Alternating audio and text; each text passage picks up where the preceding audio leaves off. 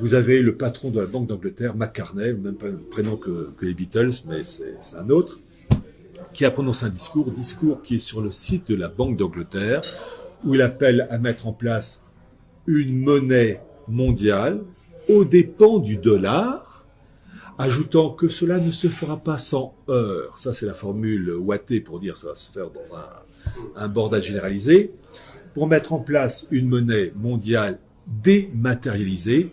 Et maintenant, je vous donne l'expression exacte qu'il utilise. Une monnaie synthétique, hégémonique. Dans notre Zoom, à mes côtés aujourd'hui, Pierre Hilard. Bonjour Pierre Hilard. Bonjour. Le nouvel ordre mondial, c'est un concept qui consiste à unifier la planète en fonction d'un régime politique unique, avec un système collectiviste et une humanité déracinée, et une spiritualité unique pour régenter le genre humain. Alors l'expression nouvel ordre mondial qu'utilise H.G. Wells dans son livre de 1940, c'est vraiment le titre d'origine New World Order, qu'il utilisait déjà en 1914 dans un ouvrage intitulé La destruction libératrice. En 1914, donc, il explique qu'il y a une guerre terrible qui ravage l'humanité et les survivants décident, les États décident de mettre leurs forces en commun pour mettre en place la République universelle, la République mondiale. Et donc c'est là où se mettent en place à la fois une monnaie unique, une République unifiée et un nouvel ordre mondial. Ces trois éléments. Il explique que pour parfaire cette unité mondiale, il faut s'entendre avec le monde russe. Et le monde russe, c'est le monde soviétique. Et donc, il veut établir un monde collectiviste et il porte au nu la révolution de 1917. Mais il s'oppose à Staline qui a dévié ce régime collectiviste. Et pourquoi ? Parce que Staline voulait une république soviétique, mais uniquement au niveau du pays, il ne voulait pas l'étendre. Universellement. Voilà.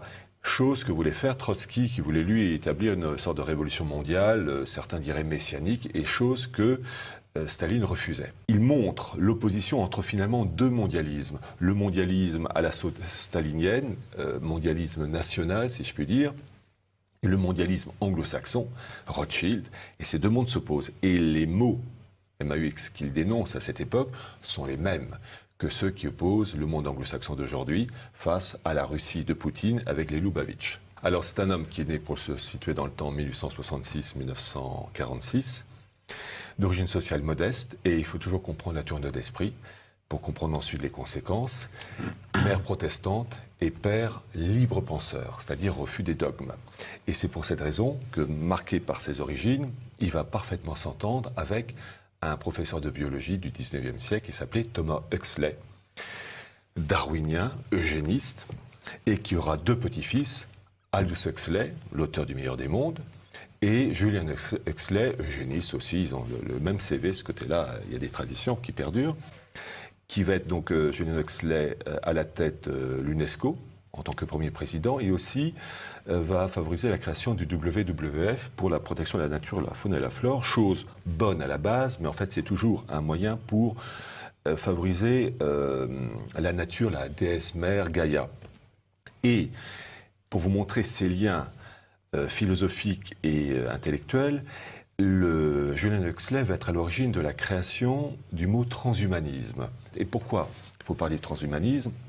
Parce que dans Wells, vous avez l'île du docteur Moreau, que vous avez cité, livre sorti en 1896, qui explique qu'il y a des greffes entre animaux... Plusieurs espèces animales, exactement. Et l'homme. Le film est épouvantable. Et génial, mais épouvantable. Épouvantable. Mais c'est en fait c'est transhumanisme à la sauce fin 19e siècle, c'est-à-dire les méthodes un peu rustiques.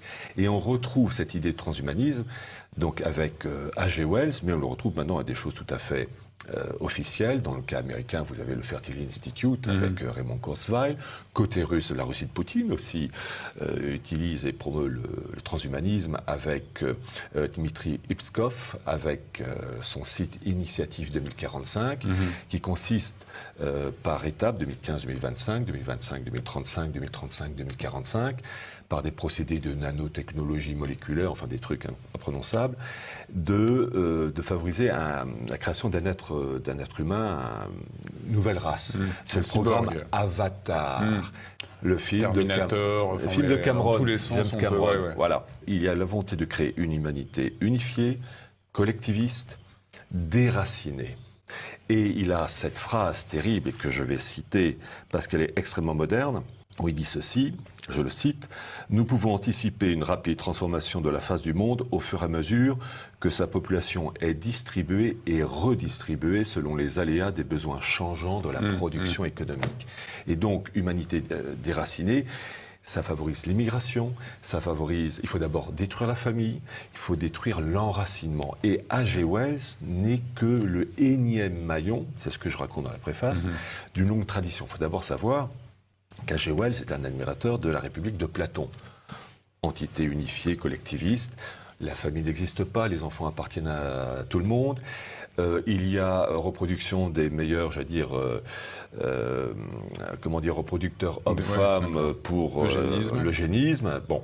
Et on retrouve cette même histoire dans... Alors, le catholicisme, évidemment, va bloquer cet esprit-là païen, et on va retrouver une remontée en puissance de ces idéaux, mais malfaisants, à partir de la Renaissance.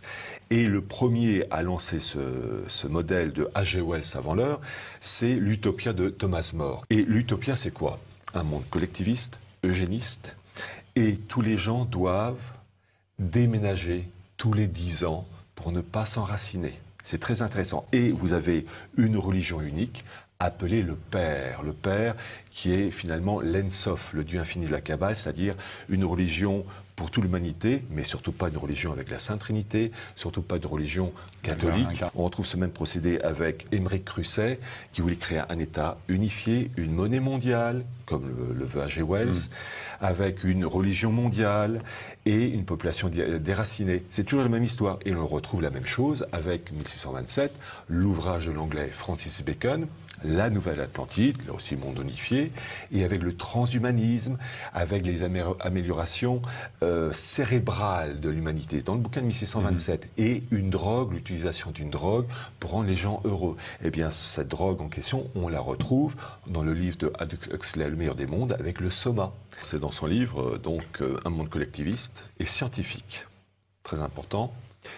Promotion d'une éducation modernisée et régénérée. Et troisième point, les droits de l'homme. Voilà, les droits de l'homme, c'est en fait, si on gratte un peu, si on s'y intéresse, les droits de l'homme, c'est du noachisme. C'est très intéressant de voir qu'il y a un courant philosophique avec des répercussions matérielles. Eh bien, vous avez un révolutionnaire français qui s'appelait Klotz, qui, dans un ouvrage sorti en 1793, La République du genre humain, veut un monde unifié, technocratique, et il dit pour cela qu'il faut mettre en place un globe divisé, je le cite, en 1000 cases départementales. Le même projet de la France en damier, élargi au niveau mondial, eh bien c'est le même projet que H.G. Wells ne fait que reprendre. En fait, vous avez une opposition entre un idéal gnostique et un idéal catholique. C'est une fausse liberté. Vous êtes libre à condition d'aller dans ces directions. Et moi, si je dis, mais moi je voudrais aller là-bas, alors là, vous êtes un affreux réactionnaire, fasciste, avec tout le CV qui va avec. C'est ça qui montre la perversité, l'hypocrisie du système qui consiste finalement à maîtriser une humanité rebelle grâce au puçage, grâce à des produits, à des médicaments, et puis à une éducation régénérée et modernisée, c'est-à-dire une manipulation mentale des masses, un matraquage idéologique pour marcher dans une direction bien déterminée. Alors, il faut savoir que H.G. Wells il a été à un moment donné adhérent de la Société Fabienne. La Fabian Society, qui est née en 1884 dans ces eaux-là. Et il faut savoir que la Société Fabienne est très puissante puisqu'elle est à l'origine de la création de la London School of Economics en 1895 et du Parti travailliste anglais, Labour, en 1900. Donc c'est très puissant. L'objectif de la Société Fabienne, c'est de favoriser la synthèse du communisme, du socialisme et du capitalisme, mais d'une manière progressive, dans un monde collectiviste, avec une humanité déracinée, mélangée, métissée. Et cet esprit de fusion des deux systèmes, on le retrouve dans le premier logo de la Société Fabienne. C'est un loup qui porte un agneau mort. Une peau de mouton. On retrouve cet esprit de Wells et de la Société Fabienne dans les réunions de Waldheim. Le slogan de la réunion de Waldheim, présidée par Poutine en octobre 2017, c'est la destruction créatrice. Est-ce qu'un nouvel ordre mondial émergera des conflits actuels? C'est l'esprit H.G. Wells, c'est l'esprit de la société fabienne. Il y a deux modèles de mondialisme.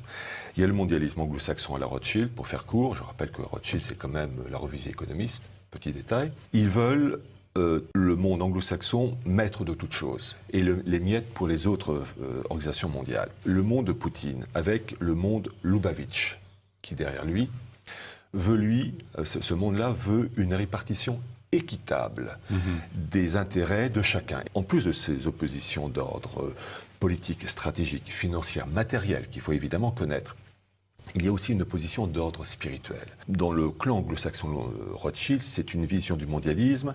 On veut y aller tout de suite. Dans le clan Lubavitch, c'est le clan des Hassidim.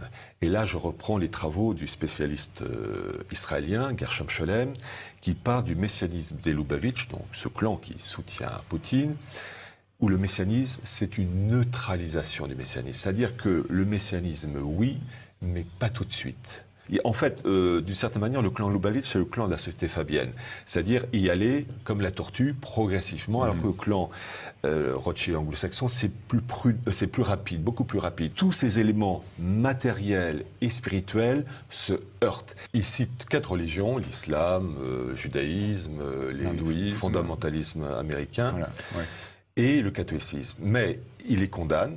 Et il s'arrête à ce niveau-là pour 3 religions. Mais il en reprend une, le catholicisme, qui condamne sur plusieurs paragraphes dans 3 chapitres. Pourquoi ? Parce que dans l'esprit de Wells et de ses amis, l'homme est le centre de toute chose, sa propre loi, sa propre référence, etc. Alors que dans le catholicisme, l'homme ne peut s'élever que par la grâce. On voit toujours un modèle de cité anticatholique. Rejet de l'incarnation, rejet de la Sainte Trinité, et ensuite qui se répercute dans la construction d'un monde purement matérialiste, technocratique. Donc en fait, c'est l'opposition de 2 mondes. Donc c'est ça qui est très intéressant de voir que H.G. Wells a compris que dans l'établissement du nouvel ordre mondial, il n'y a qu'une seule religion qui bloque, c'est le catholicisme, et c'est ça qu'il faut détruire. Les autres religions, ils s'en moquent. Oui, je suis contre, mais... Donc on voit quel est l'ennemi principal, oui. Et Vatican II, bon, il est mort en 1946, H.G. Wells, mais Vatican II va ensuite rentrer dans cette voie permettant l'accélération du nouvel ordre mondial. Je rappelle que les papes, je pense en particulier au pape Benoît XVI, dans son encyclique de 2009, appelait à la mise en place d'une autorité politique mondiale sous la direction de l'ONU. C'est le principe de Talleyrand, Charles-Maurice de Talleyrand, qui avait une formule pour ça, agiter le peuple avant de s'en servir. Eh bien, H.G. Wells, c'est la même mentalité. Se servir des souffrances légitimes du peuple pour en fait l'utiliser au service d'une cause supérieure que le peuple ignore complètement. Parce que c'est ça qui est frappant quand on lit le livre d'H.G. Wells, c'est finalement le mépris à l'égard du genre humain, disons avoir le cœur haut placé, et obliger les personnes paresseuses à lever le nez et à voir plus haut que leur petit monde, leur estomac et leur sexe.